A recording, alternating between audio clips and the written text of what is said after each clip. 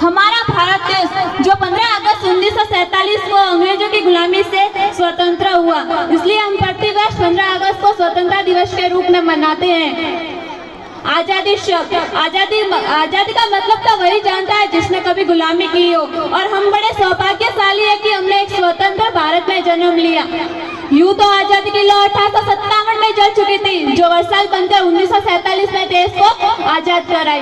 तो मैं प्राचीन, मध्यकालीन एवं वर्तमान के कुछ उदाहरणों से स्पष्ट करना चाहती हूँ कि जब हम फिरंगियों के फेरों में फंसे हुए थे तो हमारे रंग दे बसंती शोलों की आवाज पर टोलों के टोले उमड़ा जाते थे तथा उनके वंदे मातरम के नारे से खून में आने वाला 5-5 डिग्री का तूफान अंग्रेजी शासकों की जड़ों में तूफान ला देता था। तब लोग मर जाते थे, मिट जाते थे, फांसी चढ़ जाते थे।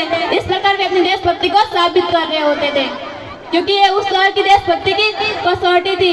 महोदय, दर्द हृदय से तब गुजरने लगा जब हमारे सामने पाकिस्तान था, जो छत्तीसगढ़ में पुलवामा था, जो छत्तीसगढ़ में हुए शहीद जवानों के शत विशत अर्ध जले शरीर और रेत की टीलों से ऊपर जाती हुई लाशों के ढेर, और कश्मीर में खून से सनी लाल रंग की सड़कों का जो दृश्य हमारे सामने आता है, तब हमारा तिरंगा भी हमसे ये पूछने लगता है कि क्या बात है भारत, आजकल फहराने से जाना मैं कफना में दफनाने के काम आ रहा हूँ। तत्पश्चात 62, 65 और 71 के युद्धों में उन शहीद हुए जवानों के घर के आंगन की तुलसी रो रही होती है तथा उन शहीद हुए जवानों की विधवा की वेदना यह छिक छिक कर कहती है कि प्यार भी भरपूर गया, मांग का सिंदूर गया, कि प्यार भी भरपूर गया, मांग का सिंदूर गया। नन्हे नन्हे नुहानों की लंगोटियां चली गई, छोटी छोटी बेटियों की छोटियां चली गई। अरे बाप की कमाई गई, भाई की पढ़ाई गई, कि बाप की कमाई गई, भाई की पढ़ाई गई। एक ऐसा विस्फोट हुआ, पता ही नहीं चला, पूरे जिस्म की बोटियां चली गई। और आपके लिए तो एक आदमी मरा है साहब, कि आपके लिए तो एक आदमी मरा है साहब, लेकिन मेरे घर की तो रोटियां चली गई, मेरे घर की तो रोटियां चली गई। महोदय, ऐसे हालत पैदा हो जाने के बावजूद भी एक बूढ़ी माँ अपने बेटे को सरहद पर दुश्मनों की धज्जियां उड़ाने के लिए भेज देती है और उसे पत्र लिखवाकर ये बेजा करती है कि अम्मा ने खत लिखा है बड़े ही चाव से, कि अम्मा ने खत लिखा है बड़े ही चाव से, पुत्र मेरे ना घबराना, 1 इंच भी पीछे न हटना, चाहे इंच इंच कट जाना, चाहे इंच इंच कट जाना। इस तरह पूरा परिवार अपनी देशभक्ति को साबित कर रहा होता है।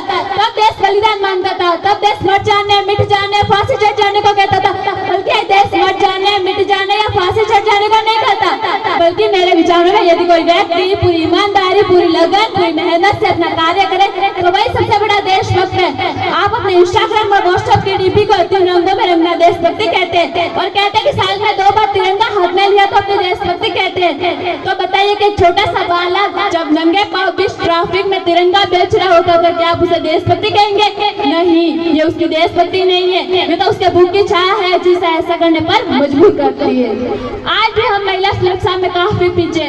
मैं आपको बता दूं कि हम एक ऐसे समाज में जीते हैं जहाँ पत्थर की मूर्ख को लगते हैं 56 भोग और भूखे नंगे तड़पते सो जाते हैं लोग, कि पत्थर की मूर्ख को लगते हैं 56 भोग और भूखे नंगे तड़पते सो जाते हैं लोग। मेरा मानना है कि मजदूर को मजदूर समझिए, मजबूर नहीं, कि मजदूर को मजदूर समझिए, मजबूर नहीं। गरीब को काम दीजिए, दान नहीं। अरे दान देने के इतने ही इच्छुक हो ना तो जीते जी रक्तदान दीजिए और मरने के बाद अंगदान देकर किसी मरते हुए को जीवन दान दीजिए। यही सबसे बड़ी देशभक्ति, सबसे बड़ा राष्ट्र प्रेम होगा आपका। अंत में बस आपसे इतना ही कहना चाहती हूँ कि मैं, आप, हम सब मिलकर एक अच्छे राष्ट्र का निर्माण कर सके ताकि देश अन्य देशों की तुलना में आगे बढ़े और प्रगति की ओर से।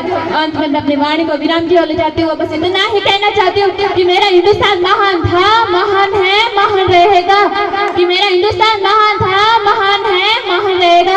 जब होगा हौसला सबके दिलों में बुले तो एक दिन पाकिस्तान भी जय हिंद कहेगा। अरे पाकिस्तानी क्यों, पूरा जहां जय हिंद कहेगा, क्योंकि सारे जहां से अच्छा हिंदुस्तान हमारा, कि सारे जहां से अच्छा हिंदुस्तान हमारा। हम बुलबुले हैं इसके, ये गुलसिता हमारा, ये गुलसिता हमारा। जय हिंद, जय भारत। धन्यवाद।